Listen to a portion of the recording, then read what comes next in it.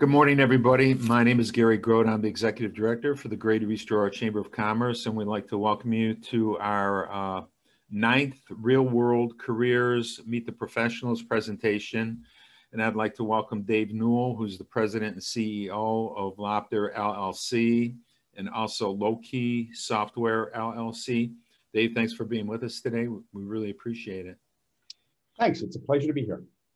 The purpose of this program is to connect our students and teachers directly with individuals in various fields, careers, and industries to provide a background and pathway to possible careers in those areas.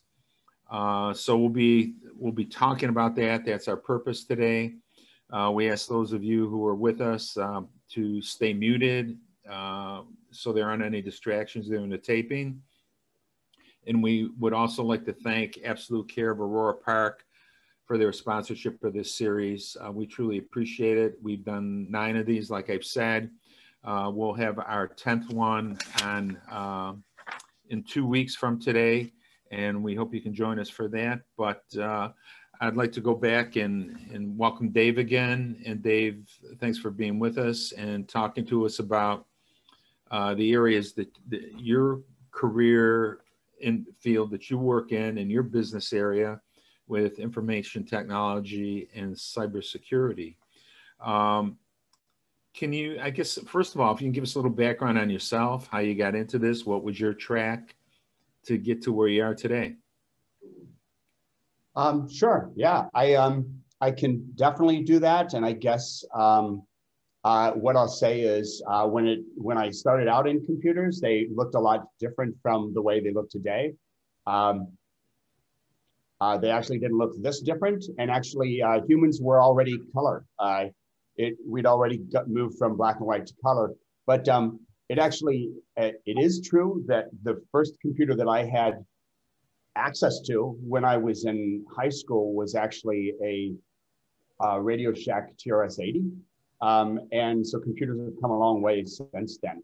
When I actually got into computers, or actually decided to get into computers, it was because I had looked at salary surveys. So I had actually looked at salary surveys, which incidentally were not online because the internet didn't exist yet.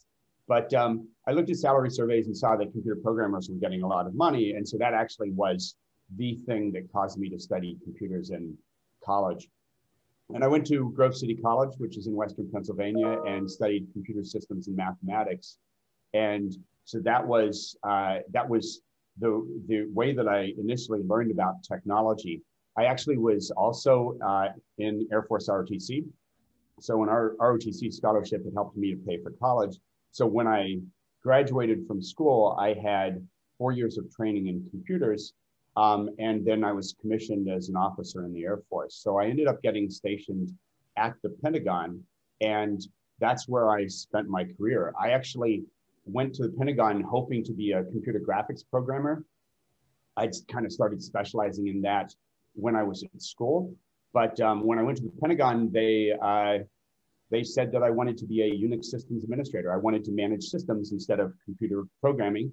And I said, yes, sir. And that's what I started doing. So I actually ran a set of computer systems at the Pentagon that ran the secret slice of the Air Force budget. And so I was responsible for managing those systems, keeping them up, doing backups, doing upgrades, making sure that their network worked, doing things like that. So I did that for a few years until I got out of the Air Force, moved to Colorado, and actually started working as an IT, actually as a systems administrator, doing a similar thing to what I'd done when I was in the Air Force. And I did that. Then I eventually kind of got promoted into middle management in technology, moved to a smaller startup company, and eventually started my own company, actually in 1995.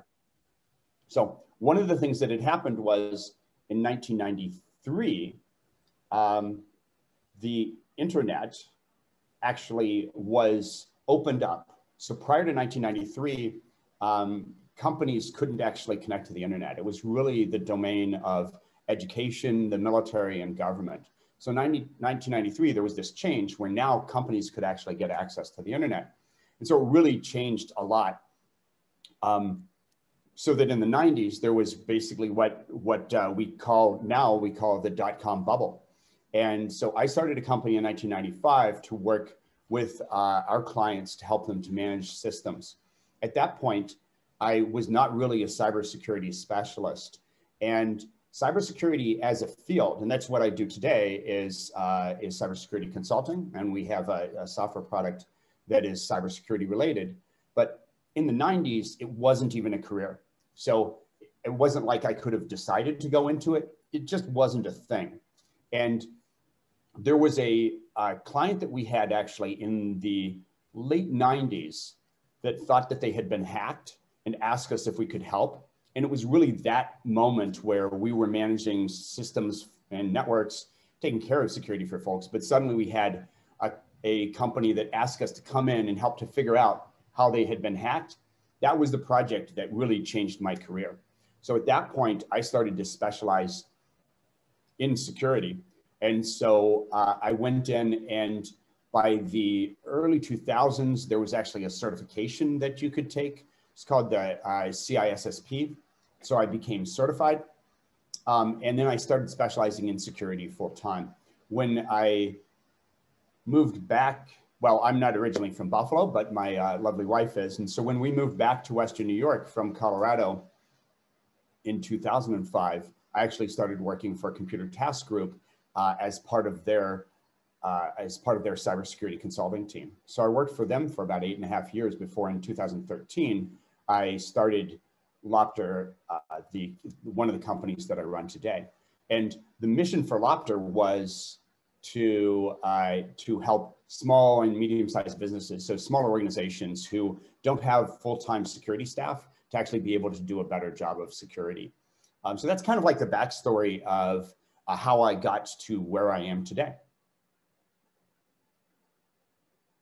Well, I mean, that really shows that you were really in on the ground floor of when all this started. Then, I mean, that's really that's a very interesting story, and that's a really good point, especially for our students who may take it for granted that there's always kind of been an internet, and that that cybersecurity was always a problem, but it didn't start until businesses in general had access to that system. So that's really a cool story to hear. What about, I guess, there are two things I want to talk about in terms of the career path, the career opportunities that are out there, and where those opportunities are, and how students can take advantage of those through the educational network or through business experience, or through the, follow a similar path that you followed to get to where you are. Can you talk about that a little bit? Yeah. So, all right. So two things. One is careers, and then another is how do you move towards these careers? Right. So maybe what I'll do is kind of hit on the educational path to it first. So for that, I'll say, so I guess, as I mentioned, kind of in telling my backstory, when I started, like cybersecurity wasn't a profession. At the Pentagon, there was this group of network guys in the back hallway over on our floor. And those networking guys, a few of them were kind of into security. And so that was the closest you could get to a security specialist, was those two guys over in a couple cubicles. But today, there really is a cybersecurity profession. There are people who train in college for that. And so what you see behind me is actually an example of a way that students can get into the career. And this is actually a photo of some kids at Gin Cyber, which is a camp that's been run by, it's a summer camp that's run by UB. And so actually high school students maybe even middle school students, now that I think of it, can actually get involved in this Gin Cyber camp and get some exposure it's like a week day camp, and can give students some exposure to cybersecurity. And just as a note, that kid there is my son. So he attended the camp. And so when I was looking for images to throw in my background, it turns out that he's on the internet. So there you go. So anyway, that's kind of a thing that kids can do getting started. And we have actually worked with a local school and run a cybersecurity club. So there may be opportunities like that at schools in the area. And if not, if as a student, you're really interested in it, you should just see if you can start a club. Sometimes you'll find internship opportunities. A lot of times, companies that do internships tend to be looking for you to have some experience in college beforehand. But I'll kind of move over to the side here. Trocare has an associate's program. So if you kind of think about what happens post high school, if you go in and you want to study, there actually are associate's degrees that you can get that are cybersecurity related. So you can do that. If you go to Mercyhurst, I'm actually an advisor at Mercyhurst for their security program. And so that guy you can see here to the side of me, that's one of the professors talking to a student. They have a bachelor's program in cybersecurity, and UB has a program as well. So there's a master's program there that's cybersecurity related. So today, if you want to go into cybersecurity, you really can go to college, either associates all the way up to a master's or PhD, and specialize in cybersecurity. That doesn't mean that I recommend that everybody go to school for cybersecurity, even if you are interested in it. There are other paths that you can take. We had an intern who is actually just graduating from Mercyhurst, who had been studying intelligence. So he's actually, when he graduates, is going to be going and working for a government agency. And I think that's all I can say about that. But he actually worked with us and did some great cybersecurity work for us. But his specialization in school was less cybersecurity and more intelligence and technology. And by intelligence, I mean kind of like as sort of like a spy research. The school at Mercyhurst has sort of like this specialization in intelligence. It has actually a school designed for that. So that's kind of one path. And one of the things I can also say is over the years, some of the folks that I've had working for me, either as technology consultants or as cybersecurity consultants, have actually come from different backgrounds. I had a guy in the 90s who worked for me who had been studying for a neuroscience PhD, and then he left to start his own internet company, and then I hired him out of that. So it's not, from our perspective, it's not necessarily that you have to have studied cybersecurity in order to get into it. Mm-hmm. Well, what about, so there seems to be a pretty broad range of ways that you could get into that field, but what are the opportunities and in what areas are the opportunities for cybersecurity careers, whether it's in the private sector or in the government sector, or are there a lot of those? I mean, looking at the way things are being, how the internet is being exploited and hacking has become so prevalent with so many businesses, are there a lot of opportunities for these types of positions? There are, and actually, if you check the news, you'll find a fair number of articles that talk about a cybersecurity expertise shortage. So broadly, people talk about there being hundreds of thousands of jobs that are available for people in cybersecurity. One of the challenges for anybody who hears that is just because the jobs are open doesn't mean that people can get hired into those jobs.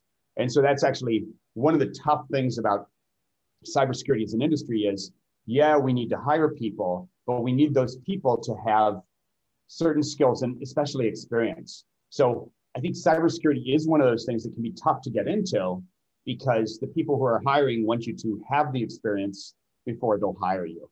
And that's not just a cybersecurity problem. That's oftentimes a problem with a lot of jobs. A lot of people get into cybersecurity by starting out with an IT job. So they may be working as a systems or network engineer or administrator. They may be a software developer. So they may have an IT job that they work at before they get into cybersecurity. And one of the tricky parts for somebody, even coming out of college, is to find somebody who will hire you to get that first job. So usually what will happen is if you're interested in cybersecurity, part of what you want to do is while you're in high school, learn about technology. So learn how computers work, learn how to do some programming, learn how networks work, and experiment with that. The other thing that I have to say at this point and also don't do anything illegal. Don't hack into somebody's network just to try and teach yourself how that works. If you want to learn how hacking works, find a way to work with a company or a mentor, or to do that in an environment where you have permission and can play around. Build your own network and hack that, because having a criminal record coming into cybersecurity isn't going to win you any points. But beyond that, when you get into school, what happens is you want to try to get a job doing IT at the school and then look for internships. So really you have this aim to come out of college having already worked for some companies, and then your path into cybersecurity is going to be a lot easier. One of the common jobs that people will get here, we'll take a look at this. So one of the common jobs that people will get coming out of school, an initial job, can be as a log analyst. And so what happens here is a lot of, especially larger companies, will hire a security team. If you think about some of the bigger healthcare organizations in Western New York, or banks, financial services companies, those folks will actually have big cybersecurity teams. And most folks coming out are probably going to get their first job working in a bigger team. And in that case, they may be doing something like this, where log analysis. And what they're doing is they're looking at the records of activity on systems and applications and networks, and they are just monitoring that. They're looking for something unusual, trying to detect signs of an attack.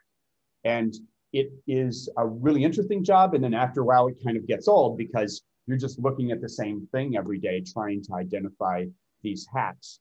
People will move from a log analyst role into more of kind of a defensive role. So they'll be on the response side.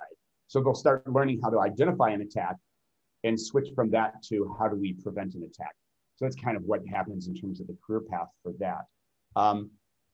And then on our side, what I guess I would say is most of what we do is actually, because we're working with small businesses, we tend to have folks who are working for us as consultants who have a mix of different roles. So our team can be doing log analysis in the morning, and then we might be shifting into penetration testing in the afternoon.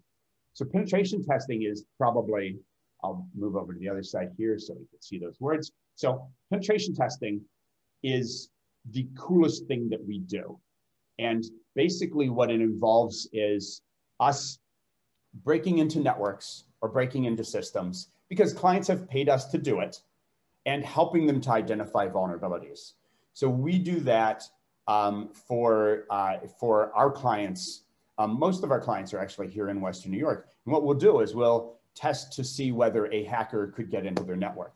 And the idea is that by doing this testing for them, we can help them identify vulnerabilities and fix them. We actually do that for networks and for software applications, but we also do it for facilities. So we'll do a thing that I usually describe as sneaking into buildings and stealing stuff, keeping in mind that our clients pay us to do that.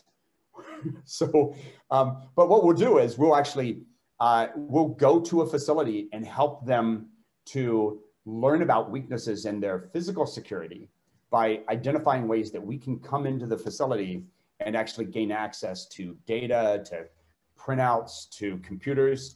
And so that can actually involve us going to a client and stealing their laptops and then telling them how we did it. Probably the coolest thing that we do. And as it turns out, it takes a while for you to get to the point where you have the experience to get into that field. It's not an entry-level job to do that.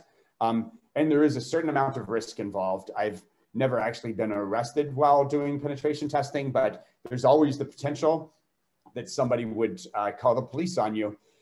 So what we tend to do is we carry usually a letter from our clients. We call it a get out of jail free card. And so we'll carry that with us so that if we get into a situation where we have to explain it, we'll be like, read this letter, and then ask them to contact somebody that they know to confirm it. So that's another job that we have. It's probably, I think a lot of people, when they get into cybersecurity, they get into it specifically because they think that would be really cool. Another thing that we do is we work with a lot of our clients as the Chief Information Security Officer. And so basically the CISO is what we call it, but the CISO will be a person at an organization who is responsible for security and has the authority to take actions to help to defend organizations. So that's sort of like, in a way, that's sort of like the pinnacle of jobs that you could have within a company. Obviously, the best job in the world is being a consultant, but if you can't be a consultant, being the CISO at an organization is probably a good second option. And usually folks who are in the CISO position have worked their way up. They've worked in a bunch of different jobs. Maybe they've been a pen tester, maybe they've been a log analyst, or they've developed policies. They've done a variety of different things that a security officer would need to know. One of the things that tends to happen is if you think about these different jobs that I described, they actually have like different strengths. So if you wanted to be a log analyst, then what's important is that you be good at looking at data and identifying patterns and figuring out what might have happened. So for a log analyst, that's a really important skill to have, is the ability to identify patterns in data. So that's important there. If you're a pen tester, so what you're doing is you're breaking into a network or trying to figure out how to get into a building, then it's sort of like a out of the box problem solving thing. Okay, I need to get in, how could I do that? And then understanding from the network or application side, what are the tricks that I might have that I could try. From a physical security perspective, it's kind of understanding how people work, right? And so what happens for us is when we're doing physical pen testing, what I'll do is I'll walk up to a building and I'll be carrying a coffee cup. Usually it would have coffee in it. This one is a little bit lacking, but I'll carry a coffee cup in one hand and a laptop bag in the other. So my hands are full because I know that people like to help other people. And so what we do is we come into a building and try to get people to help let us in, even though what they're supposed to do is make sure we use our access badge to gain access to a building. So if you think about penetration testing, it can be understanding how to cause people to do things that they shouldn't do. If you're a CISO, then you're really about, a lot of that is about management, how you lead, how you communicate. So skills about managing projects, managing people, and communicating with others, being able to present are really important to the CISO. A point, I guess, in that is that there are a lot of careers in cybersecurity, not just the three that I listed. And you can have different strengths and still be in cybersecurity. Yeah, Dave, that's really important, that CISO, because you kind of led into what my next question was in terms of what the different traits, personality requirements and things like that of a cybersecurity person might be, because like you said, it can really be intense over a long period of time, having to pay attention and things like that. Are there any other characteristics that people may need? I mean, you mentioned, and I think it was an important one too, is that not to do anything illegal, because obviously that's going to affect, if you go for a cybersecurity position, that if that comes up, they'll say, you know, what happened? But are there any other things that students should be aware of in that regard? Yeah, probably. And yeah, so, you know, as far as that goes, not doing illegal things is probably a good idea for a lot of different jobs, not just cybersecurity. But one of the things that I think is important in cybersecurity is actually the ability to anticipate things. And so part of that, I guess I'll say, is why it is that I have particular slides that I can show you is a little bit of practice anticipating the kind of things that you would ask. And so this slide says, here, let me disappear for a second. Reading is essential for those who seek to rise above the ordinary. And my point in mentioning that is that this is one of those skills that, and I think this doesn't just go for cybersecurity, but this is a skill that people who aspire to cybersecurity or a lot of careers should be aware of is, if you really want to succeed in a career, being able to be a lifelong learner is really important. And so as a middle school or high school student, that's a thing to be thinking about, is when I hire somebody, I know that at the point that they have been hired, they know what they have learned to date. And so my take is this: when it comes to a student coming to me who has studied courses in college, so I can ask them questions about the courses. What I actually do is try to learn what they have learned outside of school, because that's really more important to me. What I'm looking for is this idea that folks coming in are still learning. And when they were in college, they said, you know what, I'd like to learn how to do this. And it could be, hey, I wanted to learn how to bake bread. And I went through and I figured out how to bake bread, and I did this research and I played around with the different ingredients, and I tried to understand the point of this ingredient or that ingredient and why it would work, right? That doesn't have anything to do with cybersecurity, but what it shows is somebody who is interested in learning and willing to dive into something and learn about it. So one of the key ways that we learn about something is reading.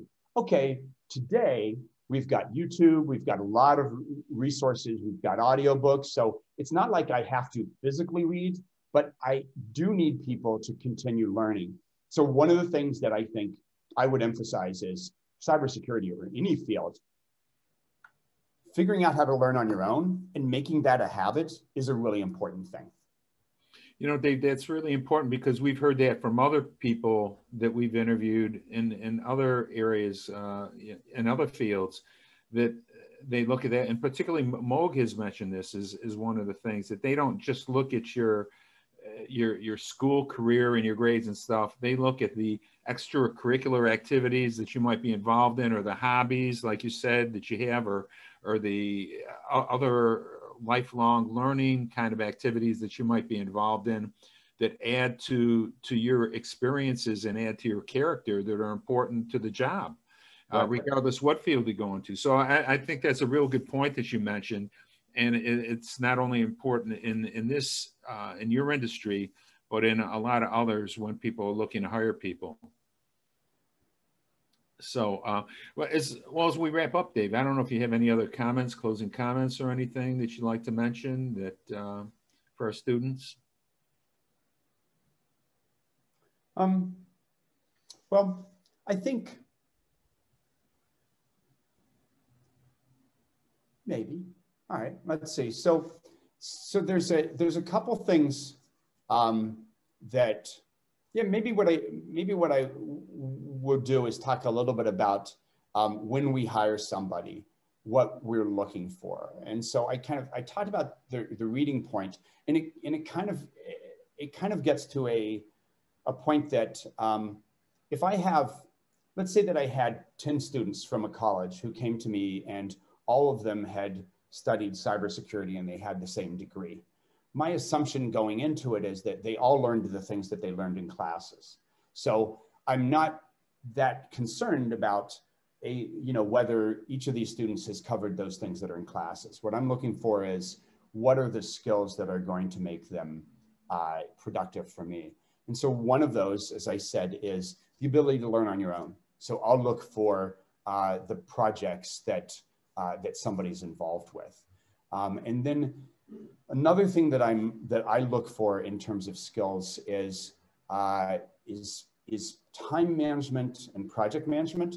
So that's something to think about, just in terms of even whether it's in high school or in college. How is that you are able to manage your time. So I'll ask a question like that. How do you plan a project? Tell me about an activity that you did with another team. But we also do look for communication skills. So we do a thing in interviews where, depending on the position, we may actually ask people to put together a presentation. So what I'll do is during an interview, I'll ask questions. And when I find something that somebody doesn't know about, so I think that they're a good fit, but there's an area that they don't have any experience in, then what I'll do is I'll set up, I'll ask them to do a little bit of research and put together a presentation and provide that back to me. And what I like about it is I know that they didn't know the subject. So it allows me to evaluate how well they're able to learn about a thing that I ask about, but it also allows us to see them doing a presentation, because that communication, presentation, email skills, things like that are actually really important. I think that gets to a point which I would say is for anybody who is thinking about a professional career in high school, you should be looking for opportunities to take business-related classes while you're in high school. And because learning how it is that we interact, for a lot of us, a lot of professional jobs involve people sending emails to other people. And if you don't learn how to communicate when in writing, and then how to communicate when you're speaking to people, how to present pretty comfortably, how to be able to convince somebody to do the thing that you know that they need to do, that is a challenge for you when you get out in the field. And broadly, cybersecurity skills aren't that hard for me to teach, but teaching somebody to write well, or to do research on their own, or to communicate to somebody else, to present, or to express their ideas clearly, that's tough. So I really want people to have good communication skills, good interpersonal skills, and some business understanding when they come to me, in addition to anything that they know about cybersecurity. Well, Dave, thank you very much. This was really very interesting and eye-opening for me, and I'm sure for our students, this will be very informative, but I'd really like to thank you for your presentation. Again, it was definitely very, very informative, and a lot of the things that you mentioned, particularly at the end, apply not only to your industry, but to many others too. So I hope this is very helpful to our students and that they pay attention to those points. So again, I'd like to thank you very much for being part of this and for your input here today. We truly appreciate it. Well, thanks to Dave Newell from Loptr LLC and Lowkey Software LLC. And I'd also, again, like to thank Absolute Care of Aurora Park for their sponsorship of this program. And we will be holding our 10th and final presentation in 2 more weeks on Wednesday, May 26th at 10 a.m. So we hope you can join us, but you can also go to our website where these are archived and view them 24/7 at www.eanycc.com. So again, Dave, thank you very much, and thank everybody for joining us. And if you have any questions, please direct them to the chamber, and we can pass those on to Dave, and I'm sure he'd be helpful in getting you a response to those questions. Have a great day.